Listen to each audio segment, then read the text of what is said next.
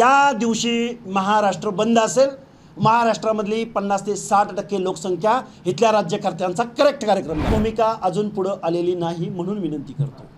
ज्या दिवशी आम्ही शिंदे समितीचा अहवाल ॲज इट इज स्वीकारलाय असं म्हणून जे कोणी घोषणा करतील त्या दिवशी महाराष्ट्र बंद असेल, महाराष्ट्रामधली 50 ते 60% लोकसंख्या इथल्या राज्यकर्त्यांचा करेक्ट कार्यक्रम लावेल। अनेक मुख्यमंत्री कोण गेले शरद पवारांपासून, मात्र आत्ताच एवढ्या मोठ्या नोंदी देतात म्हणजे कुठं तर फडणवीसांच्या काळात ओबीसीचं आरक्षण संपवायचा घाट घातला जातोय का?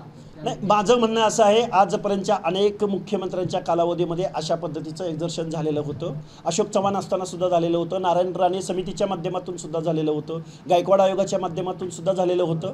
पण त्यावेळी सन्माननीय न्यायालय असो किंवा सन्माननीय आरक्षणासंदर्भात निर्णय घेण्यात येणारा किंवा ज्यांना घेण्याचा घटनात्मक अधिकार आहे अशा स्टेट बॅकवर्ड कमिशनकडून वेळोवेळी या बाबतीमध्ये उत्तरं या महाराष्ट्राला मिळालेली आहेत। त्यामुळे हेच मुख्यमंत्री असं नाही म्हणता येणार, याच्या अगोदरच्या अनेक मुख्यमंत्र्यांनी तसे प्रयत्न केलेले आहेत। एवढ्या प्रमाणात हे जर ॲज इट इज स्वीकारलं तर मग मात्र घटनाबाह्य हे आरक्षणामधली घुसखोरी आहे, ओबीसी आरक्षण संपवण्याचा घाट आहे, ओबीसी आरक्षणाची घटनात्मक चौकट ब्रेक करण्याचा प्रयत्न या महाराष्ट्राच्या मुख्यमंत्र्यांकडून, मंत्रिमंडळाकडून आणि लोकनियुक्त सरकारकडून होतोय असा मी डायरेक्ट आरोप ॲज इट इज जर शिंदे समितीचा अहवाल स्वीकारला तर मी या मुख्यमंत्र्यावर करत आहे।